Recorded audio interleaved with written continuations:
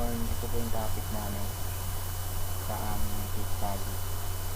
Calamba Doctors Hospital Doctor Appointment System. Existing client namin yung PGH.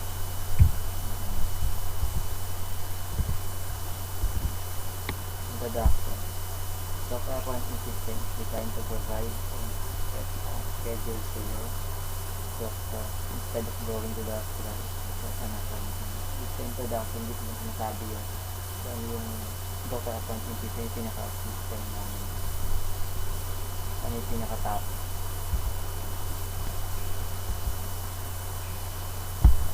Background of the study. Dito naman nakalagay yung background history ng aming client. Ito, Calamba Doctors Hospital is a private hospital located at PM49 National Highway Parang Calamba, Laguna. Dito lang nakalagay yung mga background history ng address ng client namin. Okay.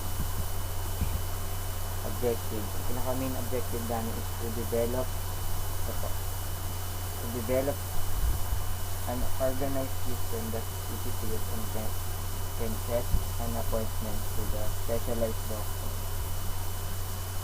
To develop a system that will handle and secure all the important information. To develop a system to make a receipt and campaign. Yan kapasok na objective of the study. Yan kapasok yung gusto namin mangyari sa aming system, sa target namin na client. Scope of the study. Provide some help to those patients can't go to the hospital and get appointment. Have a record and history of their appointment. Able to create a personal account for every doctor and patient. Sa scope of the study, dito yung papasok yung service mo sa yung purpose mo sa client mo. Like, para makapag-provide ka ito, tapos para makapag-provide ka ng tulong sa mga patients nila na kasi ngayon pandemic, tapos yung mga tao halos takot lumabas, pumunta ng kung saan lalo pag magpapaano sila sa hospital, like check up, tatakot sila. Then have a record and history of their appointment. Yan, may sa system may record naman sila na okay, able to create a personal. Yan, pwede gumawa yung mga patient ng account nila dun sa system. Limitation of the study. The system is only for the patients of Calamba Doctors Hospital. No payment transaction on the system. Focuses on setting an appointment using an additional personnel. Significance of the study. Dito papasok yung mga mag-benefits ng system, like in doctor. Yan.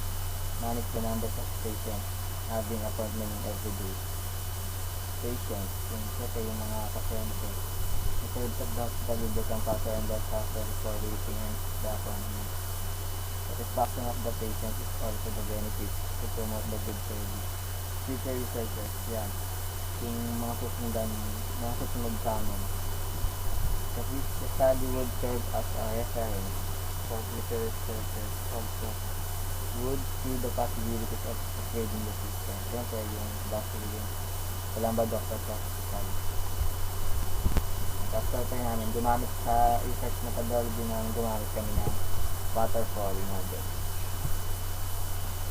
Bakit waterfall? Kasi dito, sa tingin namin dito kasi step by step na susundan yung mga requirements na susundin. Ito, system requirements analysis phase. Dito nakalagay yung lahat ng information na magagather ng researcher namin. Malalaman namin kung ano yung mga requirements na kailangan yun sa isang system na gagawin namin. Designing phase. Dito naman pasok kung anong programming language ang gagamitin namin para mag-develop ng isang system, like PHP, sa aming PHP. coding phase. Dito na yung papasok yung mga source code, yung mga coding ng mga pagbuo ng system. Testing phase, pagtapos ng lahat ng mga coding pwede sa testing phase, dito mo makikita yung mga bugs, mga mali sa sa system, mga kulang. Implementation and deploy, dito kami magaplano kung sa deployment ng system, like kung sa environment ba, depende sa performance ng saka yung problem. Maintenance phase, dito mo yung mga mali na lang na defects, bugs, yan, defects, bugs, habang ginagamit ng client namin, siyempre maintain na lang, ipapalitan na lang ng kung papagandahin. Project design, dito nga papasok yung security ng system lang, yung mga authorized user lang pwedeng gumamit. Project evaluation namin, gumamit kami ng Likert scale. Ito po yung dito kami nag-base ng grading.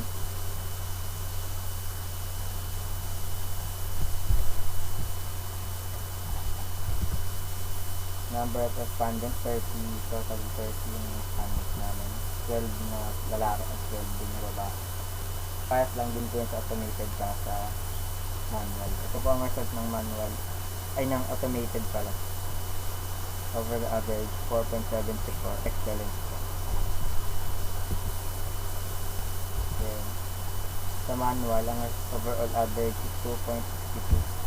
Good lang po. Summary findings.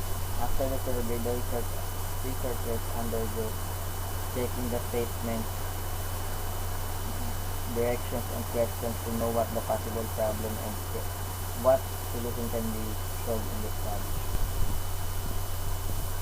Yun, sa summary findings, ito malalaman yung mga kailangan i-improve dito na makikita yun. Dito din namin nalaman na manual method that is currently used by the doctors at Calamba Doctors Hospital will upgrade into a database management system that will be easier to use for the client. Conclusion, dito na papasok yung mga yung summary mo lahat. The system is connected into the MySQL database. Dito yung gumamit kami ng MySQL, yung database namin MySQL para sa security din naman. Most of our respondents want to implement a system because they want more suitable, helpful, and easy to use online accounting system. The performance of the automated is evaluated to be excellent with an overall average of 4.74. Doon kanina sinabi ko dyan. Ito lang nakapasok ng yung conclusion yung summary. The manual process evaluated to be good with an overall mean average 2.52, which is not good enough to manage and handle their patients using their manual process. Recommendation, ito yung mga suggestion ng mga recommendation. Dito lang papasok ng mga kailangan namin i-improve sa system, like the system can make fully automated in the future, make the system more flexible for payments and transactions, develop mobile apps for the system in the future. Future researchers can upgrade into full flavor automated system. Thank you. Yan na po yung system.